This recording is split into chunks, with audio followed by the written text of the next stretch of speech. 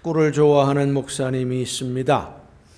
30여 년 동안 탁구를 즐기다 보니까 그 실력을 인정받아서 노회를 대표해서 대회에 출전을 했는데 예선전에서 떨어지고 말았습니다. 성적이 신통치 않아요. 처음 대회라서 긴장해서 그런가 보다 했는데 그 다음 해에 또 선수로 나가서 전패를 하고 말았습니다. 그 다음 해에 또 출전을 했는데 얼마나 이를 갈았겠습니까? 열심히 연습을 하고 훈련을 해서 세 번째 출전을 했는데 또 전패를 하고 말았어요. 대회에만 나가면 실력이 발휘되지 않으니까 이게 내가 좀 몸이 긴장을 해서 그런가 여러 가지 고민을 하다가 이래서는 안 되겠다 싶어서 레슨을 받아야 되겠다 결심을 하고 실력이 있는 코치가 있는 체육관을 찾아갔습니다. 탁구를 한 30년 동안 쳤다 그러니까 이 코치가 그러면 한번 같이 쳐봅시다. 테스트를 좀 한번 해봅시다. 잠깐 탁구를 딱 치더니 코치가 이야기를 합니다. 보통 처음 배우러 오시는 분들이 일주일에 2번 정도 레슨을 받는데 13만 원이고요. 3번 레슨을 받으면 15만 원인데 선생님은 일주일에 3번 하는 것으로 20만 원을 내셔야 됩니다. 비싸게 부르는 거예요. 이 목사님이 이상한 생각이 들었어요. 아니 이 사람이 내가 목사라는 거 말도 안 했는데 목사라는 걸 알고 지금 바가지를 씌우는 거 아닌가 싶기도 하고 초보가 아니라 고급 기술을 배워야 되니까 좀 비용이 비싼 건가 하는 여러 가지 생각이 들어서 물었습니다. 아니 나는 그래도 30년 동안 탁구를 친 사람인데 왜 더 비싸게 내야 됩니까? 좀 고급 기술을 배우려면 더 비싼 겁니까? 코치가 대답하기를 훈련을 해보면 압니다. 그리고 일단 등록을 하고 레슨을 시작을 했어요. 레슨하는 첫날 첫 시간부터 부딪히기를 시작을 했습니다. 이 목사님이 자기가 편한 대로 30년 동안 탁구를 치다 보니까 그 폼이 몸에 배어 있어요. 익숙해져 있어요. 코치는 기초부터 그렇게 하면 안 됩니다. 라켓을 그렇게 잡으면 안 됩니다.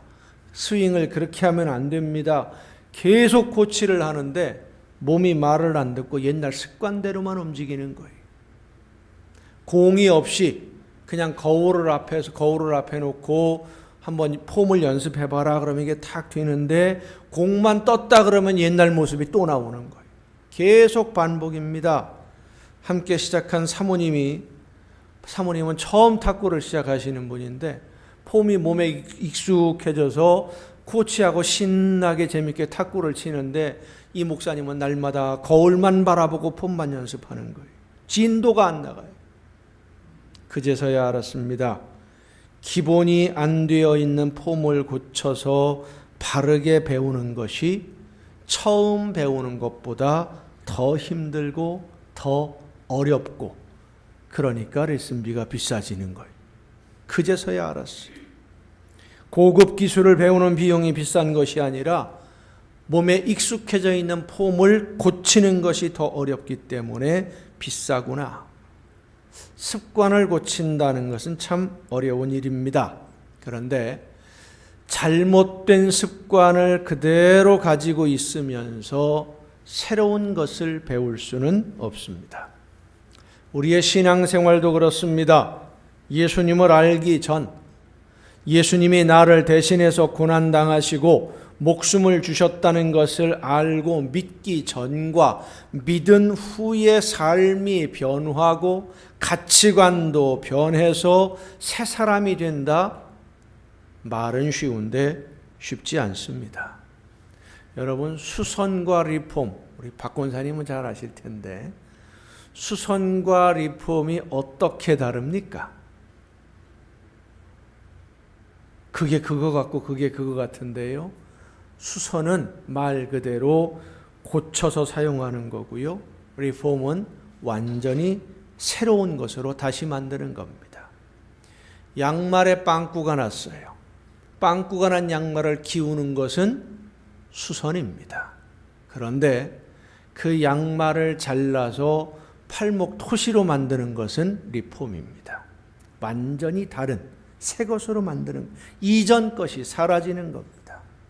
고린도후서 5장 16절 17절에서는 우리에게 말씀을 해줍니다. 그러므로 우리가 이제부터는 어떤 사람도 육신을 따라 알지 아니하노라. 비록 우리가 그리스도도 육신을 따라 알았으나 이제부터는 그같이 알지 아니하노라. 그런즉 누구든지 그리스도 안에 있으면 새로운 피조물이라. 이전 것은 지나갔으니 보라, 새 것이 되었도다. 할렐루야. 새 것이 되었다. 오늘 우리가 읽은 성경 말씀을 보면 하나님이 아브라함을 부르시는 처음 장면이 기록되어 있습니다.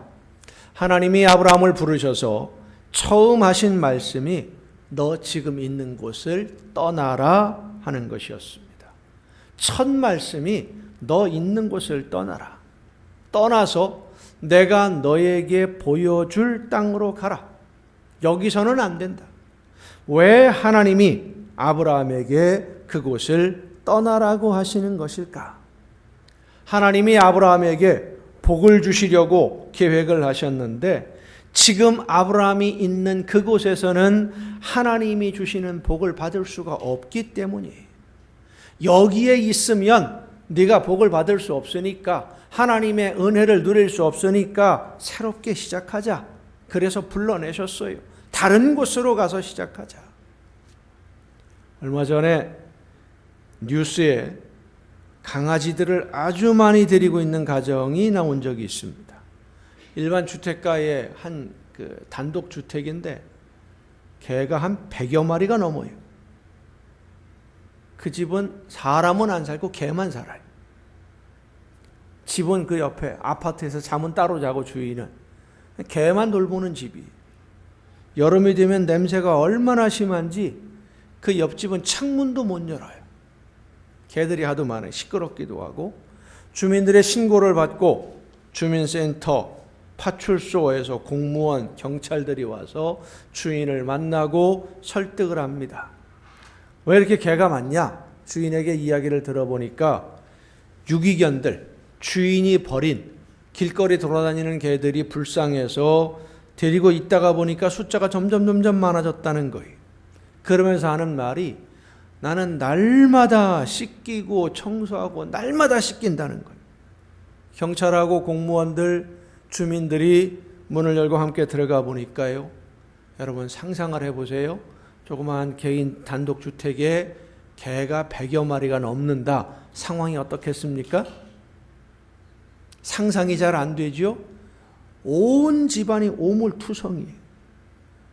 집안이 오물투성인데, 오물로 가득한데 거기서 열심히 씻겨놓으면 이 개가 어디 가서 놀아요? 그 오물 속에서 또 놀아. 그럼 금방 또 더러워지는 거예요. 개들의 모습을 보니까 여기저기 상처가 나고 또 자기들끼리 싸우고 그러다가 찢기고 한 상처들이 헐어서 한눈에 보아도 심각한 상태들이 많아요. 이 주인이 하는 말이 날마다 씻기고 약을 발라줘도 상처가 낫지를 않는다는 겁니다. 안 낫는 게 당연하지요. 오물이 가득한 그런 환경에서 약을 바르기만 한다고 상처가 나을 리가 있겠습니까? 병들거나 상처받은 개들을 데리고 나와서 치료를 해야, 환경을 바꾸어 놓고 치료를 해야 건강해질 수 있는 것이지요. 하나님이 아브라함에게 떠나라고 하신 이유가 바로 그것 때문입니다.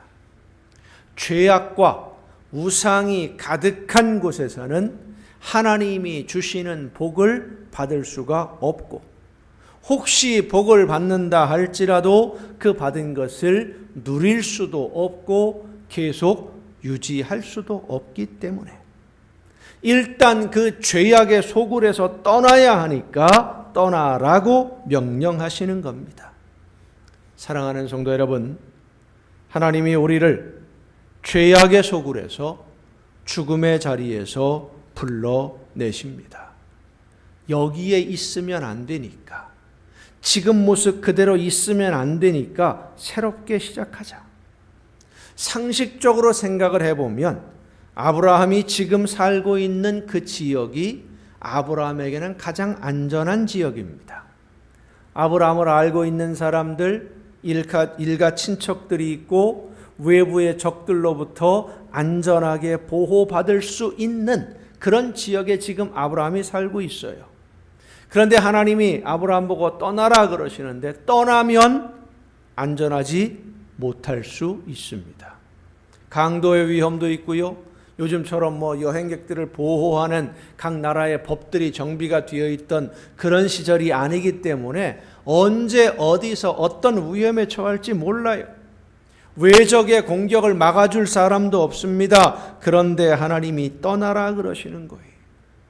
세상의 기준으로 볼 때 평안하게 보여도 그 자리는 아브라함이 지금 있었던 이 하란이라는 곳은 바로 죽음의 자리였기 때문입니다. 세상의 상식으로 오는 안전한 것 같아도 그 자리는 파멸의 자리이기 때문입니다.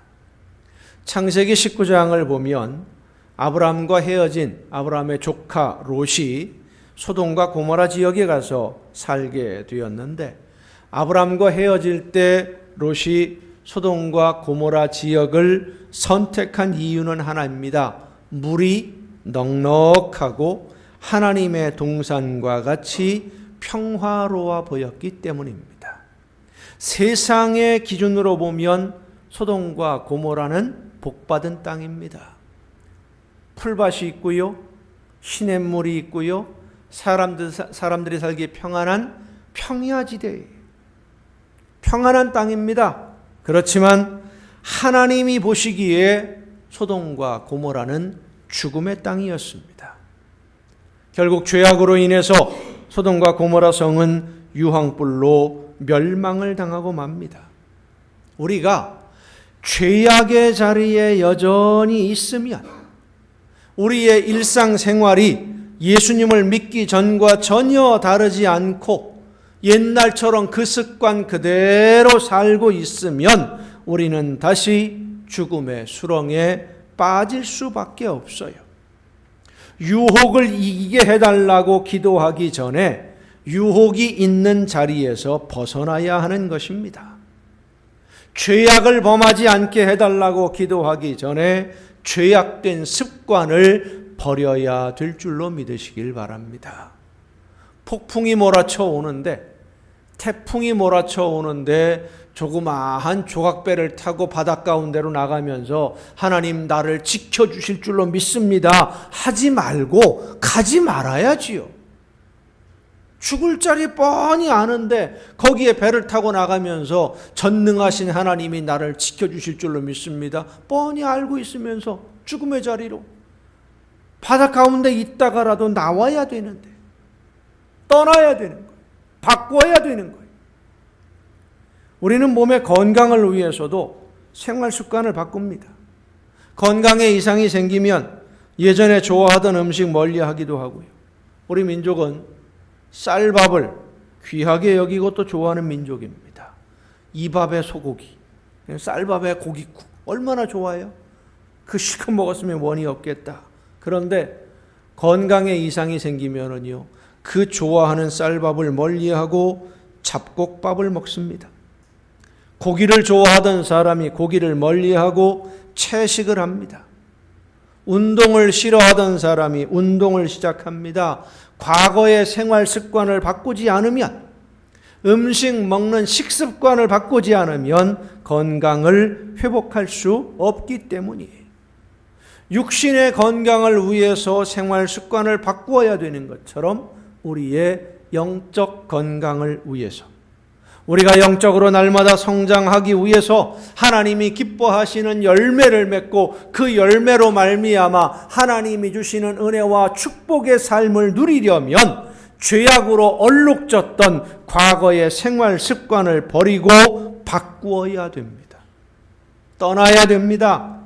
전에는 기도 안 하고 살아도 문제가 없었지만 예수 그리스도를 구주로 믿고 하나님의 자녀로 살아가려면 날마다 쉬지 않고 기도하는 생활로 바꾸어야 돼요. 전에는 내가 원하는 대로 살아도 문제가 없어 보였지만 하나님의 자녀로 바르게 살아가려면, 하나님이 원하시는 열매를 맺는 성도로 살아가려면 내가 원하는 대로가 아니라 하나님이 원하시는 생활로 생활 습관을 바꾸어야 될 줄로 믿으시길 바랍니다. 모든 것을 선택하고 결정할 때 우리는 날마다 선택을 해요. 매 순간순간 결정을 합니다. 선택하고 결정할 때에 내가 원하는 나에게 이익이 되는 방향으로 결정하고 선택하며 지금까지 살아왔어도 문제가 없었다 할지라도 우리가 하나님의 자녀답게 살려면 이제는 내가 원하는 방향에서 선택하고 내가 원하는 결정을 하는 것이 아니라 하나님이 지금 나에게 어떻게 선택하기를 원하실까? 내가 어떤 길을 선택하는 것이 유익하냐가 아니라 하나님은 나에게 어떤 선택을 하라고 하실까? 내가 어떤 선택을 하는 것을 하나님은 기뻐하실까? 이런 생활 습관으로 바꾸어 가야 되는 거예요.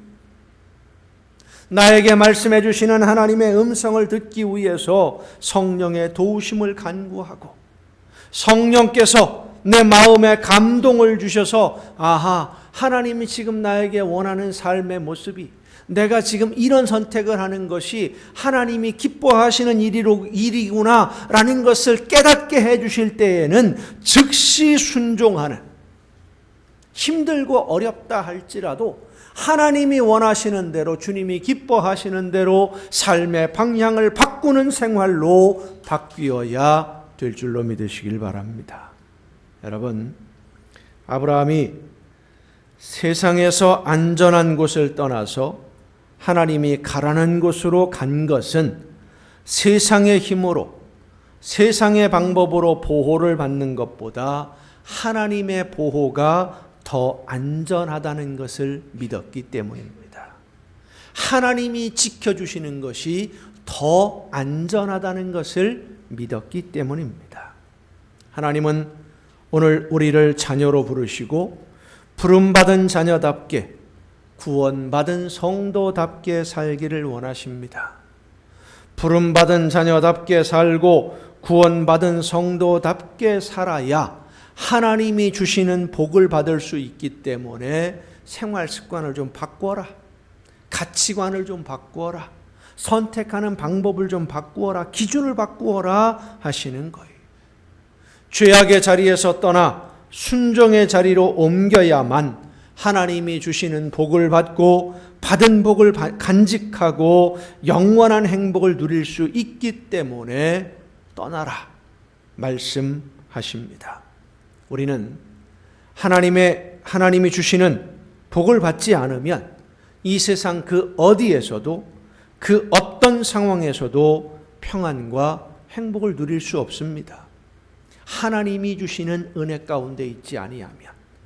그래서 우리는 버릴 것은 버려야 하고 고칠 것은 고쳐야 되고 떠나야 할 자리에서는 떠나야 됩니다.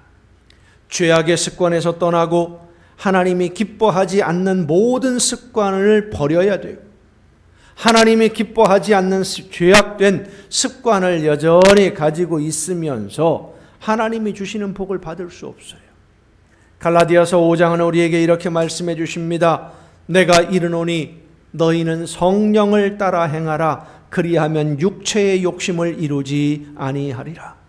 육체의 소욕은 성령을 거스르고 성령은 육체를 거스르나니 이 둘이 서로 대적하므로 너희가 원하는 것을 하지 못하게 하려 함이니라. 너희가 만일 성령의 인도하시는 바가 되면 율법 아래에 있지 아니하리라.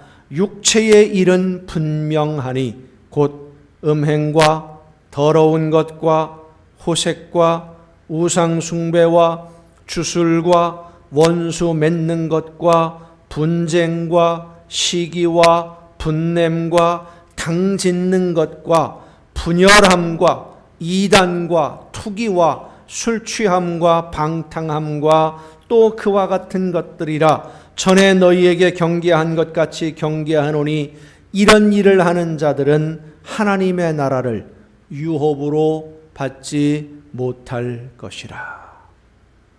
하나님의 나라를 유업으로 받지 못한다 그랬어요. 육체의 일, 과거의 습관대로 그대로 살고 있으면. 톨스토이는 우리가 미래를 알 수 없기 때문에 인생이 멋지다라는 말을 했습니다.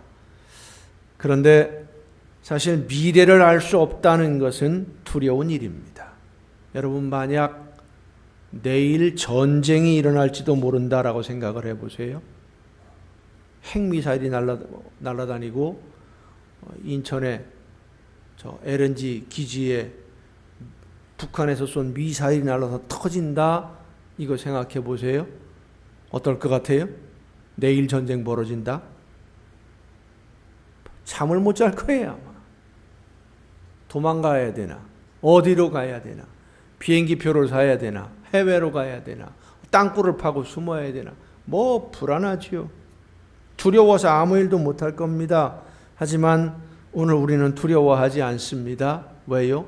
그런 일은 일어나지 않을 거라고 생각을 하니까.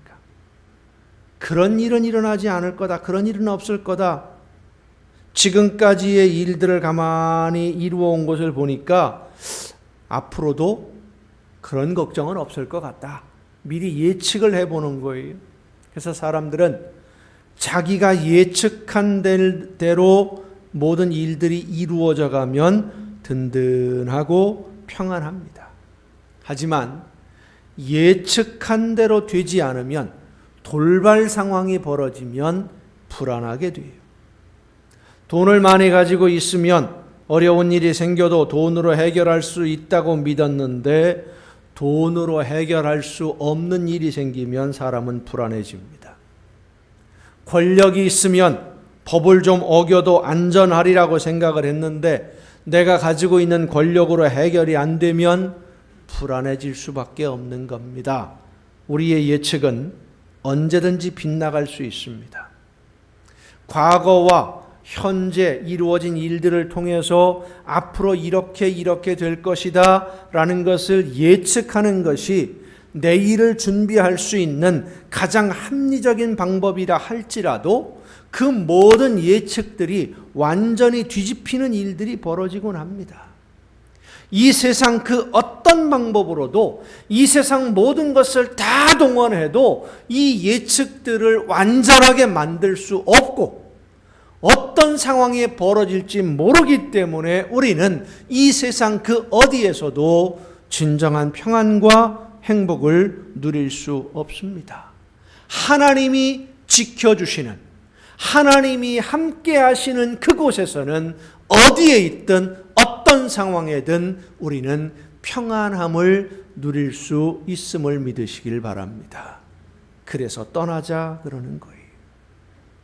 평안함과 행복이 있는 그 자리, 하나님이 주시려고 이미 준비해 놓은 축복의 자리로 옮기자.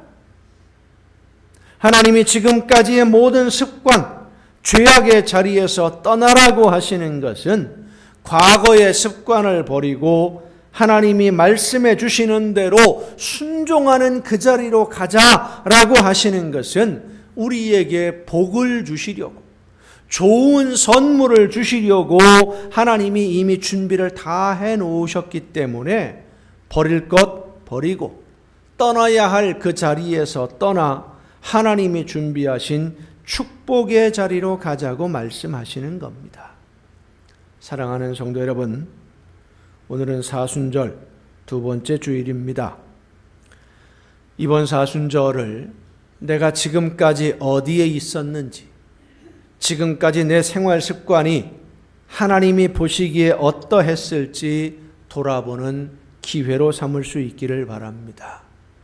선택을 하고 결정을 할 때에 지금까지 어떤 기준을 가지고 선택하고 결정했는지, 하나님이 기뻐하시는 방향으로 아니면 나에게 이익이 되고 편한 방향으로 선택을 했는지, 하나님이 기뻐하시는 방향으로 모든 것을 결정하고 선택하고 성령께서 인도하심을 따라 순종하는 생활 습관으로 우리의 삶의 방향을 완전히 바꾸는 죄악의 습관에서 떠나는 저와 여러분이 될 수 있기를 바랍니다.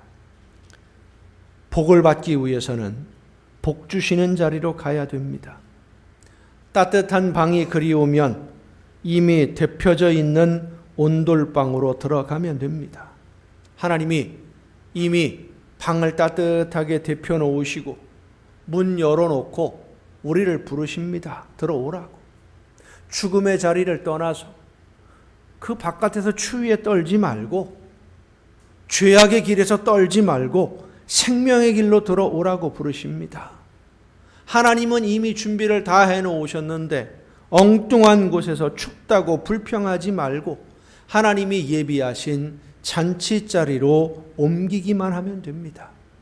사랑하는 성도 여러분, 아직 버리지 못한 과거의 습관들, 하나님이 기뻐하지 않는 생활 습관들을 버리고 예수님을 가까이 하는 습관으로 바꾸어가는 여러분이 되시기를 바랍니다.